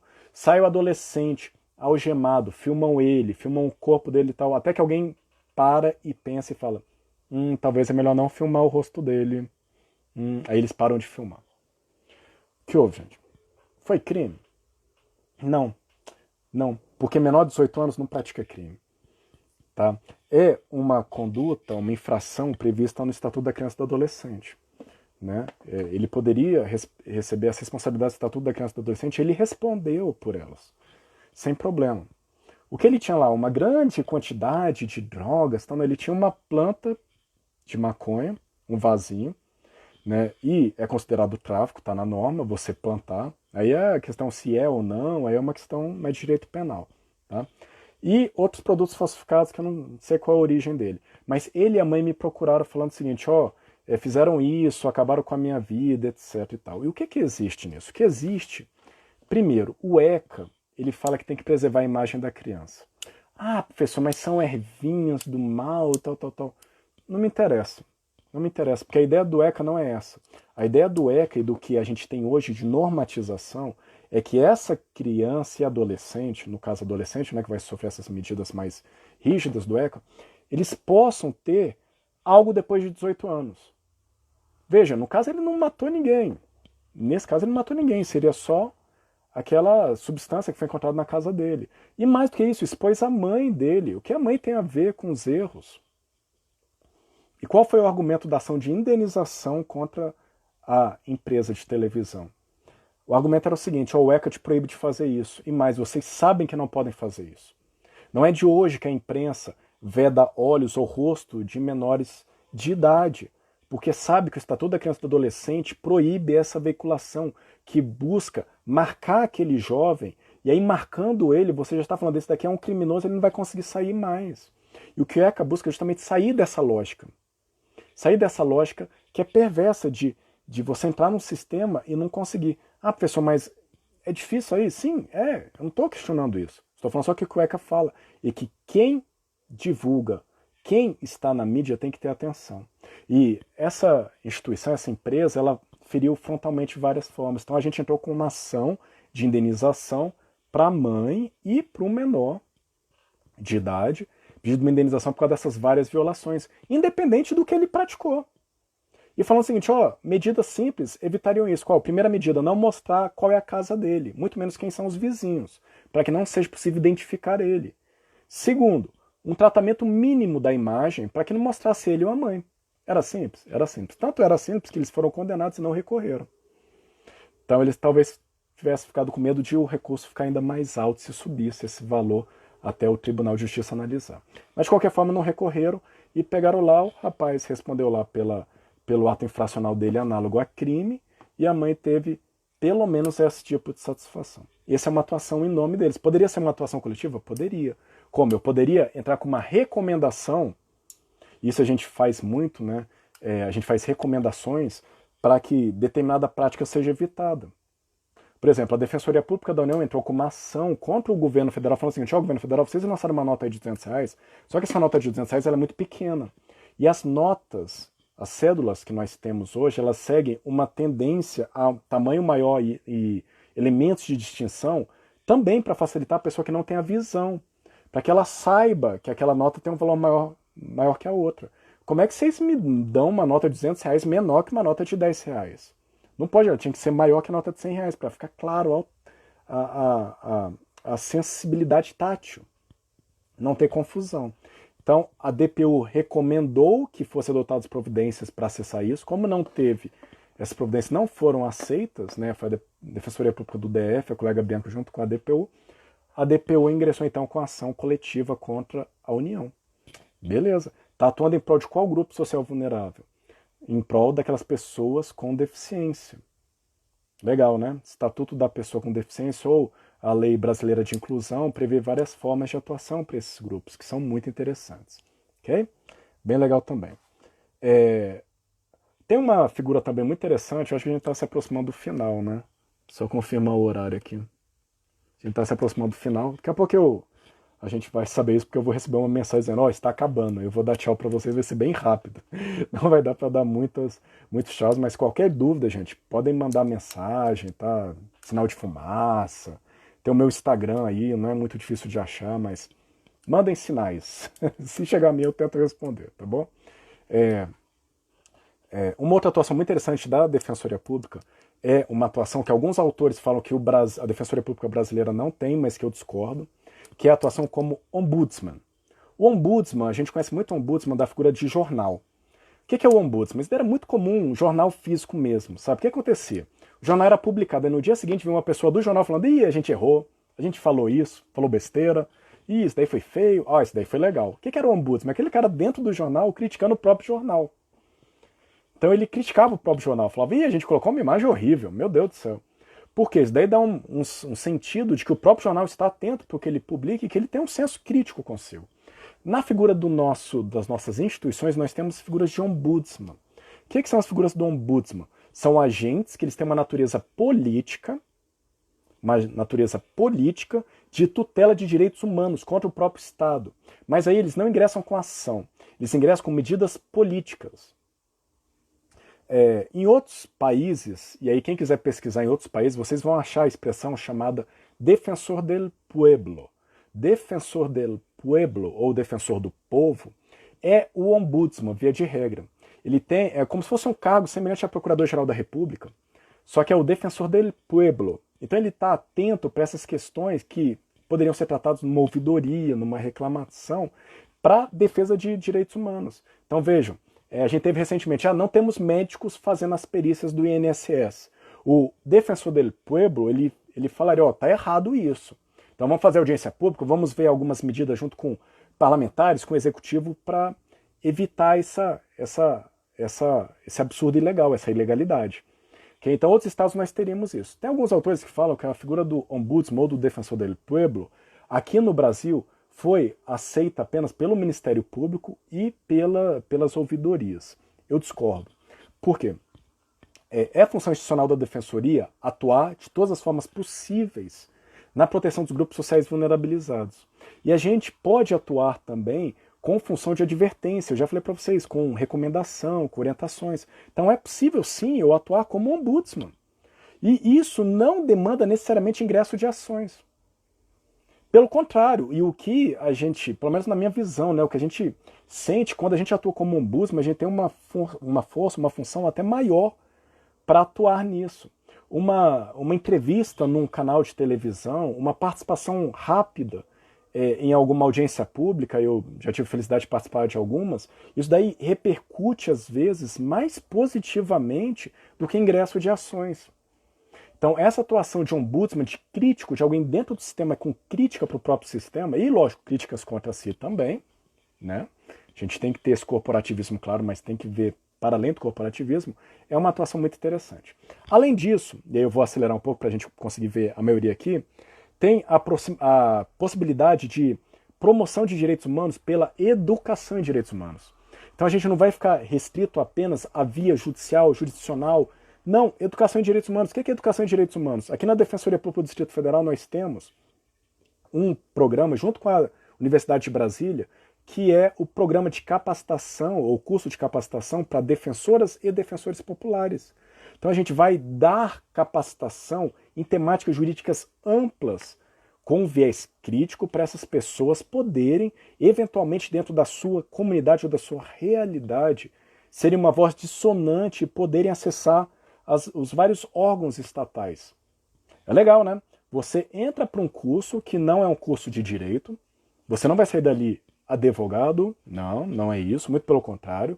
Você vai sair dali conhecedor de como funciona mais ou menos o nosso sistema de justiça e a quem eu posso recorrer. E mais do que isso, eu vou ter uma consciência crítica que talvez possa me habilitar a tentar fazer o encaminhamento adequado. E essa é a ideia do defensor popular. É uma atuação muito interessante. E aqui a gente foi atrás de quem? A gente foi atrás da UNB, a gente foi atrás do professor Zé Geraldo, da professora Thalita Rampim, do professor Menelik, dos professores, a professora Daniela. Eu vou acabar esquecendo o nome de alguém, infelizmente, porque a minha cabeça não é das melhores. A gente foi atrás do pessoal do coletivo do Direito Achado na Rua, que eles têm essa prática emancipadora popular nas bases. E falando, a gente também quer fazer isso. Não está adiantando nosso papel isolado. A gente não consegue, a Defensoria Pública sozinha não consegue, a gente precisa de interlocução. E a universidade é um campo para isso, a universidade tem essa função essencial. E a gente foi junto com o pessoal que critica justamente os rumos do direito. E falar o direito não é só o direito que está nos órgãos, o direito ele é mais, o direito ele é o que está nas ruas também. O direito ele acontece no dia a dia, ele acontece quando eu ligo a luz, ele acontece quando eu estou num bar conversando, ele acontece nas ruas, ele acontece com o uso de máscara. Esse é o direito que nós temos. Tá? Então, essa é a ideia que está por trás do curso de Defensores e Defensores Populares. Assim que a gente melhorar essa situação de pandemia, a gente vai voltar com o curso. A gente achou muito ruim possibilitar ele só pela internet. Então, foi por esse motivo que em 2020 a gente acabou não oferecendo novas turmas, porque a gente, sem a presença, não seria a mesma coisa. Né? É importante a presença, é importante estar juntos. É um elemento pedagógico importantíssimo. Então a gente optou, não, esse ano a gente, vamos ver como é que o ano se desenvolve, né? Quando for possível uma maior proximidade.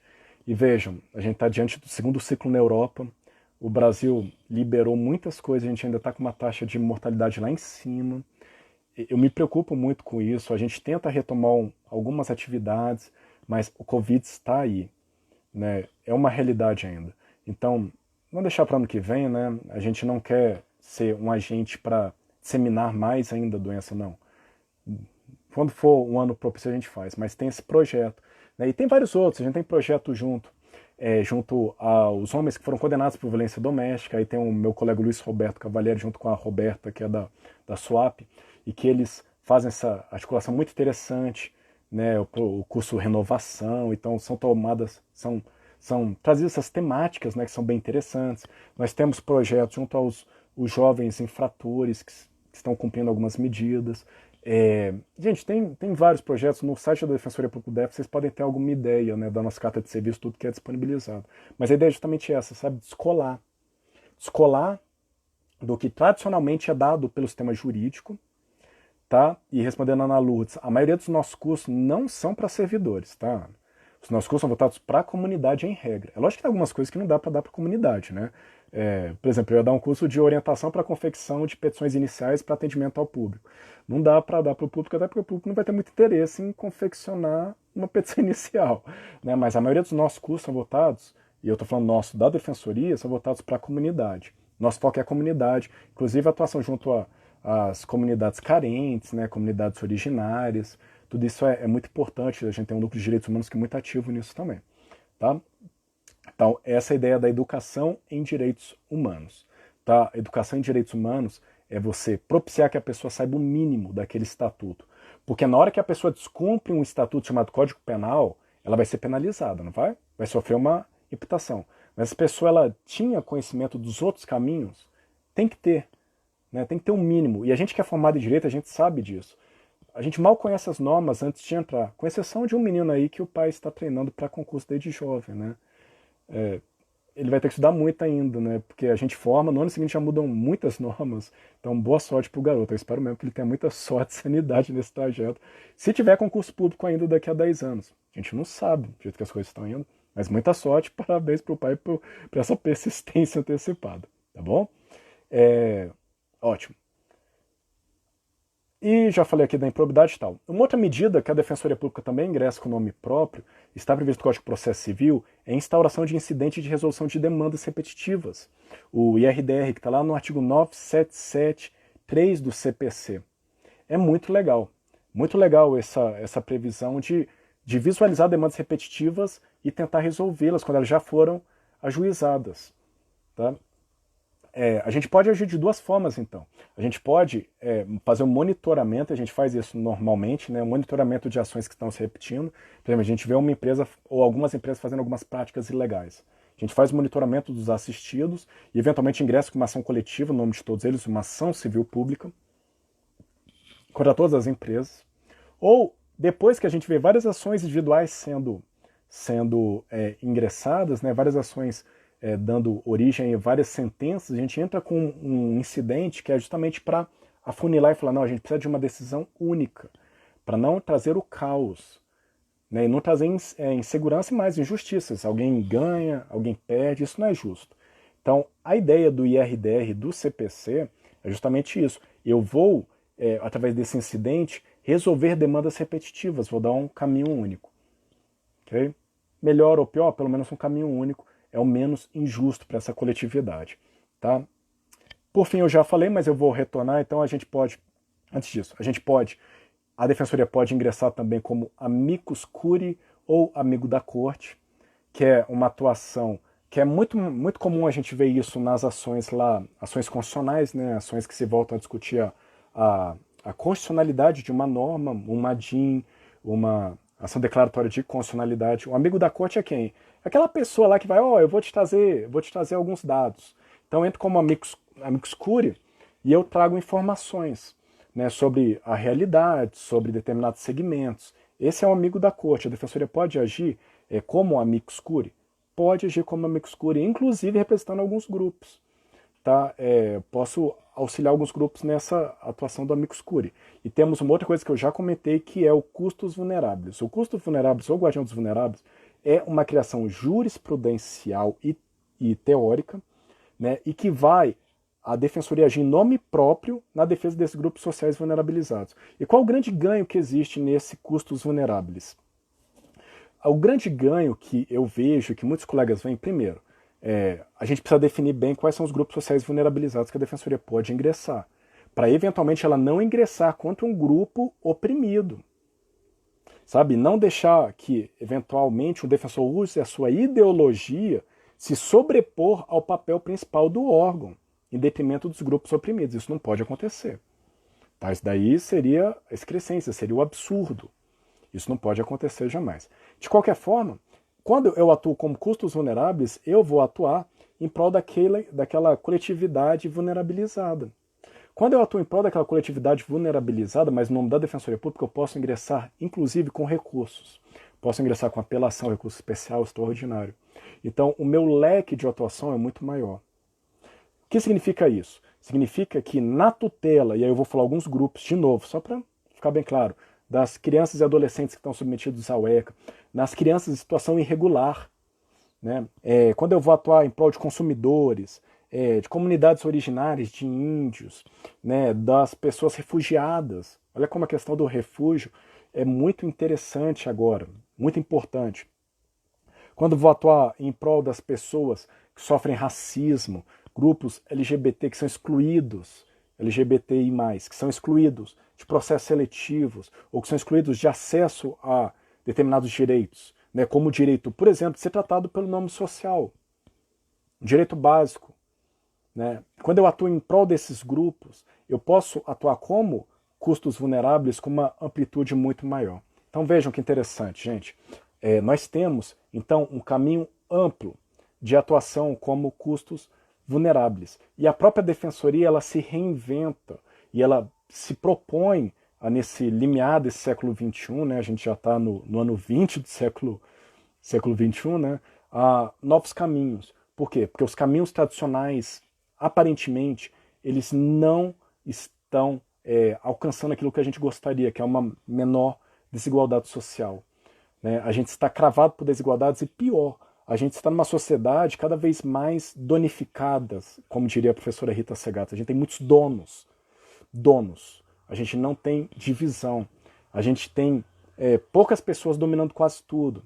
A gente tem 8 famílias no Brasil que dominam quase tudo no Brasil, dominam mais de 50% do PIB. Se eu pego aqueles que são ricos, e gente, rico é quem ganha mais de 6 dígitos por mês, tá bom? Servidor público não é rico, tá? Não é rico. Tem muita gente que fala em imposto sobre grandes fortunas e acha, ai meu Deus. Não, se você pensou em meu Deus, você já não é rico, porque rico tem outras estratégias para isso, tá? Quando a gente pensa nessa desigualdade gritante, significa que os meios atuais não foram suficientes para atingir o germe, a origem dessas desigualdades. E não parece que esse é o melhor caminho. Vários estudos mostram que as nossas desigualdades elas são muito ruins, inclusive para quem tem muito dinheiro. Tá? Inclusive para quem tem muito dinheiro. Então, outros caminhos têm que ser procurados. Não é legal um país com uma violência. Hoje foi publicado o anuário, o anuário da violência. Acessem. Vejam como a nossa sociedade é uma sociedade violenta, a sociedade brasileira. E como os graus de violência eles estão num nível terrível. E tudo indica que vai aumentar, porque o discurso que enfatiza agressão, ele não é o discurso que ataca a origem. Quando eu falo armar a população, eu não estou atacando a origem. Qual é a origem? Por que que jovens com menos de 30 anos, que não têm o pai declarado na certidão de nascimento, que têm suas mães negras, que trabalham em casa o dia inteiro, então ele não tem outra pessoa para ficar, por que que esses jovens que estão em grupos de gangues, que é o que ele tem no dia a dia, que eles não têm acesso à educação, acabam saindo da educação, por que que esses jovens estão praticando os crimes patrimoniais? Por que que o grosso da nossa cadeia são crimes patrimoniais praticados por pessoas pobres e crimes de tráfico de drogas sem violência? Essa é a pergunta. A gente vê o aspecto de uma violência disseminada como a gente tem hoje e esquece que talvez uma política mais efetiva seja aquela que volte na base, aquela que se volte para a educação, aquela que se volte para compreender porque as mulheres pretas estão ainda deixando seus filhos pretos, né, negros, pretos e pardos, sozinhos, num cenário de miséria em que o único caminho, às vezes, é ir para essa criminalidade. Ah, professor, eu conheço muita gente que passou em concurso, gente que veio disso. Sim, eu conheço também. São exceções que comprovam a regra. São exceções que mostram como o nosso sistema ele traz grande dificuldade para esses jovens. E quando eu falei com vocês agora de várias atuações da Defensoria Pública, extrajudiciais, atuação junto a comunidades carentes, eu estou querendo acender em vocês essa possibilidade também. Não que vocês vão abandonar isso no futuro e falar, eu vou ser defensor da natureza. Não, nada disso. Não. Mas que tenham essa sensibilidade para compreender que atacando a causa é mais efetivo do que atacar os efeitos. Tá? Atacar na causa é mais efetivo do que atacar os efeitos. Atacando as origens das desigualdades é mais efetivo do que atacar as repercussões. E sempre lembrando, o Estado ele está aí. O Estado serve a gente, mas a quem o Estado serve? Ele está servindo você ou está servindo outras pessoas que têm um jeito de movimentar melhor? Tá? Professor, devagou? Divaguei um pouco. Mas a ideia era essa, tá, gente? Era trazer algumas visões de como a Defensoria Pública se articula. Eu sei que tem gente aí pedindo curso de petições iniciais. O processo vai oferecer esse curso, ele sempre oferece, né? Então tenham fé aí, o professor vai oferecer aí o curso de petições iniciais, é bem legal, eu sugiro que vocês façam. Quem puder, faça estágio na Defensoria, é bem legal. Tá? Vocês vão ser confrontados com uma realidade que não é a mesma de quem faz estágio em tribunais, Ministério Público. Tá? E vocês vão ser confrontados com dilemas também que não são os tradicionais. Muitos dilemas que nem chegam até o judiciário. E que são essenciais para a gente compreender o judiciário que a gente tem e as respostas que esse judiciário oferece. Mais alguma dúvida? Não, né? Espero que não. Na verdade tem muitas, né? Mas agora tá difícil verbalizar.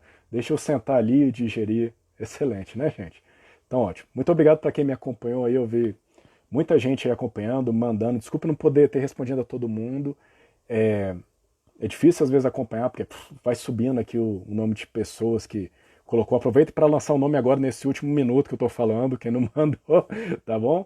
E, gente, é isso. Participem do congresso que o processo vai dar acho que na outra semana, né? Na próxima semana, começa agora, na outra, né? Veja aí direitinho. Eu vou ter uma fala também. Vamos conversar um pouco sobre a renovação da prisão preventiva de 90 em 90 dias. Vamos? Beleza, vamos conversar um pouco. Ó, eu gravei antes da decisão do Supremo, do colegiado do Supremo, hein?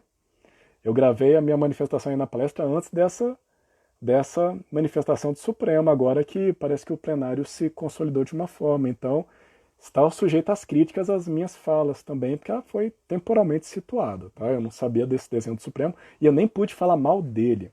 Congresso Internacional da Faculdade de Processo, tá, gente? Só entrar no site da Faculdade de Processo, vocês vão ter acesso a isso, tá bom? Valeu muito, vocês que são top, gente. Bom demais, gostei muito, tá? E até a próxima. Um abraço.